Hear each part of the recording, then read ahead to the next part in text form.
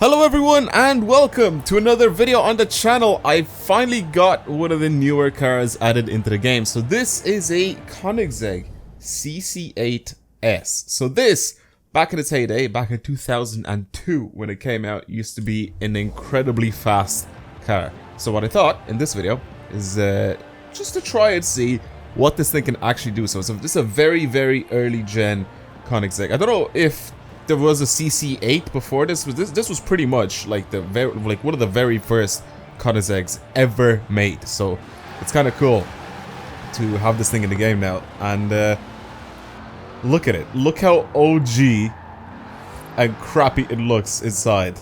I mean, it's 2002, so I wouldn't have really expect anything else. But like the design, the exterior design, I think still stands up. Like it just is such a beautiful car. And you can see all the little design features and everything, the curved windscreen and all that sort of stuff.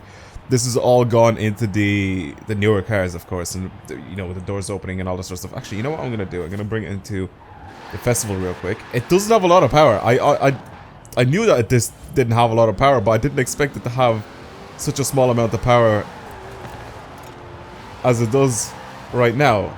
But in this video, what I want to do is I want to see if I can engine swap it or do anything to it to get it to be really fast. So the reason why I wanted to bring it to Forza Vista is because if we open the doors, it still has the signature Koenigsegg doors where they open forwards. That is so cool. And then I think the rear hatch as well. Can we open it? Please tell me we can open it. We have to be able to open it. Why won't they let us open the back? That sucks.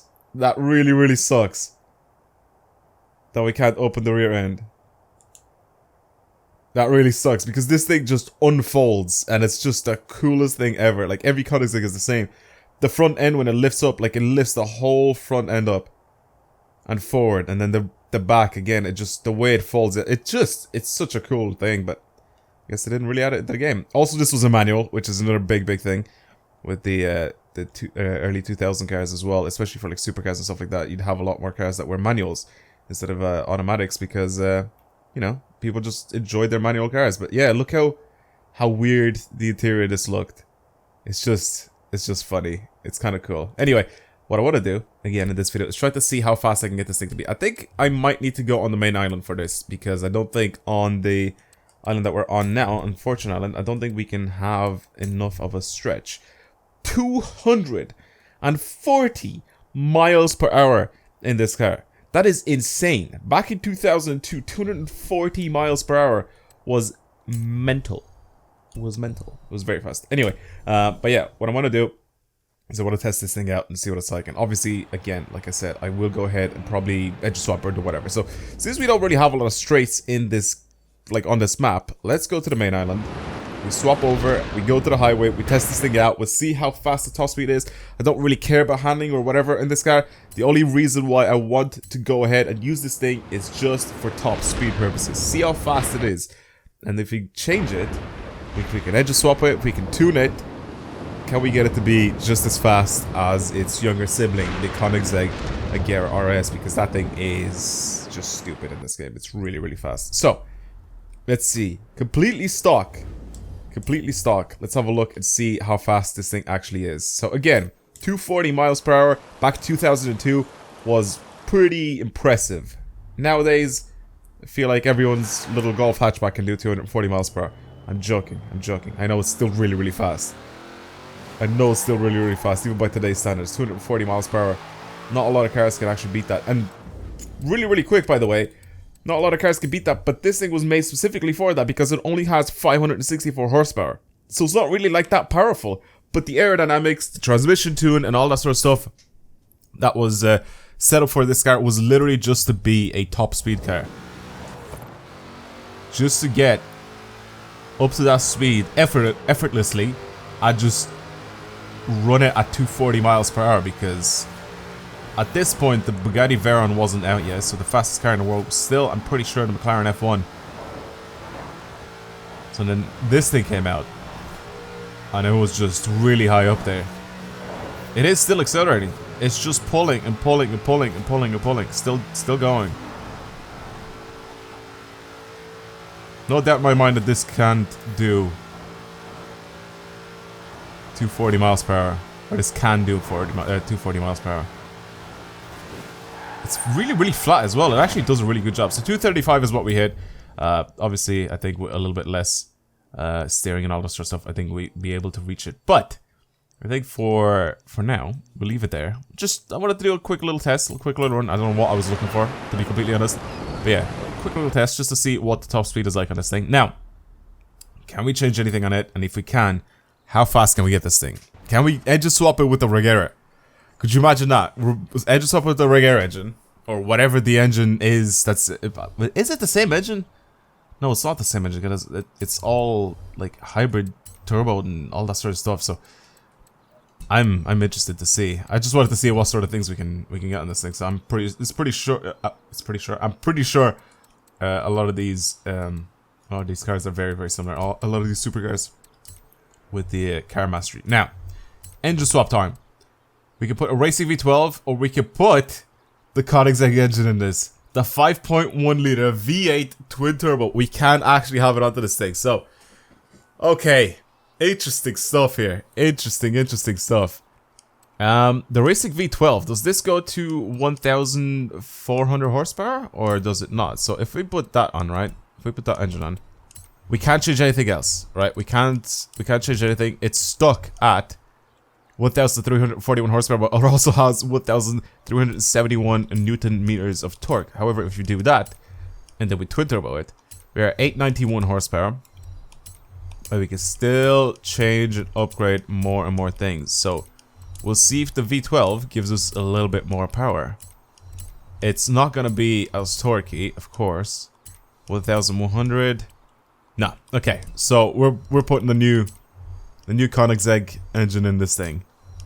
And should we keep it rear wheel drive just to make it more interesting? I'm gonna keep it rear wheel drive. I'm gonna keep it rear wheel drive. I don't think that's a good idea though. I really don't think that's a good idea. Visually, I was just about to say, I don't think there's anything we can do to this thing. That is a gigantic. It looks like a little bit like an Ultima from the back now. With that, I'm not gonna do that. I'm gonna keep it the way it is. I think if we do it, should I do it? Because then I could change it to. I could change it so I have like more top speed, but I don't know if it'll change enough. If I do this, if it'll add drag, we'll see. We'll see. I'm not gonna go like full-on detective mode now and just try to find the best possible tune to get this thing as fast as possible. But I guess for top speed we don't really need like thick wide tires. I don't think that's gonna help. It's gonna increase friction, so I don't think that's a good idea to have that on. And pretty much everything else, just buy the best thing possible for this thing. It's already on the best suspension. For weight loss as well, let's have a look here. 1,139 kilos. So yeah, aero-wise, I think we should be good. We'll see. We'll see again once we add the wing. I'll buy the wing and I'll add it on and we'll see if it makes much of a difference. So right now it's at 279 miles per hour. We could probably stretch this further. Can we stretch this thing even further? 279.9. 280. 281. Wow, I can't believe it's actually still going. 281.6. Okay, 281.6 is what it says on the graph there. So that's as fast as our transmission goes. 281.7. Again, a lot of these, I've like literally zero camber. For our right, I'm gonna leave everything else the same. Not gonna touch anything. As for our arrow, it is set right in the center here. I'm gonna have to add that on, and then I'll add the custom wing onto it now. I'll have this as well, just because then we can change it to arrow, and we'll see if that makes any sort of difference if I do this. Because people usually complain that I don't add the arrow parts, the Forza arrow parts, and I change it to speed, and it'll increase my top speed, which usually it doesn't. But since people keep moaning at me about it, I'm gonna add it on and just do it, and let's see. It was a 281.7, so there you go. It reduces my top speed, obviously because it adds drag. Like any normal person, any sane person, like I've said before, it does it. So let's remove that. We'll see if it makes any difference with the wing now.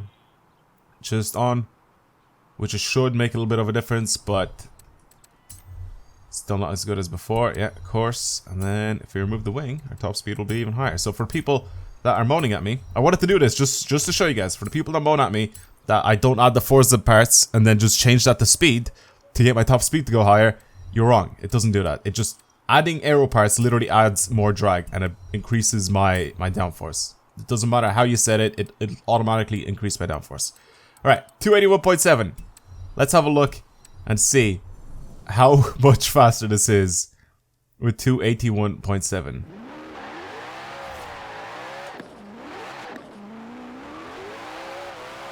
Oh my, now this pulls. Not only, oh my god, not only did we make this thing or like its top speed like a lot higher, but we got this thing to accelerate so much harder. Oh my god. I was gonna fast travel now, but there's no point. I'm right here next to it. This is. Remember back in Top Gear, for anybody that does remember this. Why is there traffic here? Remember back in Top Gear where Clarkson said that this is like a substitute for smoking? This car. Because it just gives you like such an adrenaline rush to drive this thing. Back with 540 horsepower, that wasn't really the case. Not in this game anyway. Maybe back in the day it was. But now. Oh my god. Oh my god. What?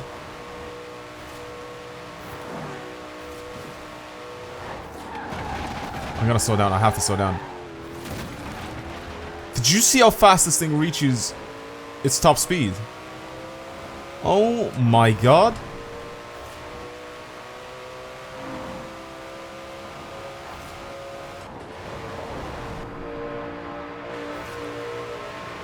Look, it just keeps... I'm going uphill now, that's why it's not accelerating that fast. Jesus. This thing just keeps pulling and pulling and pulling. It's just so fast. Oh my god. I wonder if I add a tune onto this thing, if it'll handle well as well. I mean, it does have... It does have the newer Koenigsegg engine.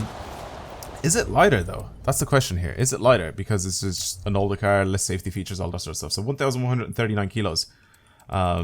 Compared to this 1,300, so, or 1,267, which is this one. That's rear wheel drive. That's pretty much the same as that. So it has the same engine, but it's heavier. Very, very interesting. Very, very interesting. That's probably why it accelerates so much faster. Or it feels like it accelerates so much faster to its top speed than the compared to the other ones.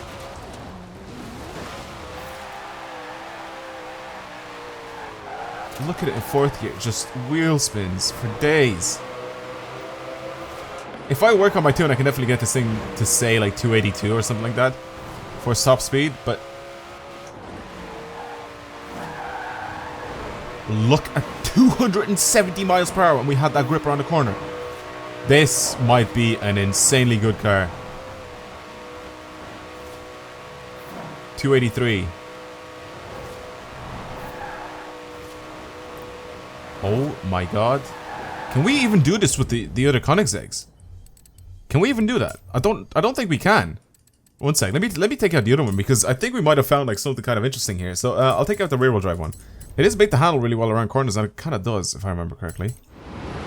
All right, let's let me have a look real quick. Let me have a look real quick.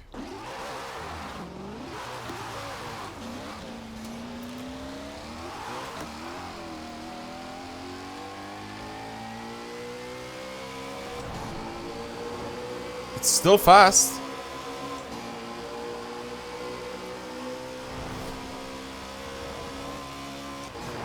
Okay, it's about the same acceleration-wise. Yeah, this is very, very similar. The other one is slightly faster in a straight line, or like top speed-wise.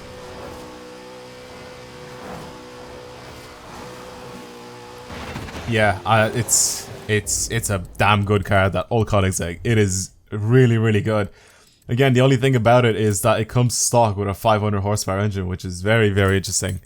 But what a car, though. Like, just slapping the newer engine in it just makes this thing literally perform like the modern the modern Koenigsegg's. It is lighter as well. It might accelerate a little bit quicker. It might accelerate slightly quicker than the newer Koenigsegg. Than the RS. Just slightly, just because it's lighter. And obviously because it has its engine in it. Because obviously with the standard engine... Okay, I hit a pixel, cool. Obviously with the standard engine, it wouldn't be able to do this. But also, wheel spin for days with this thing. What? This is ridiculous.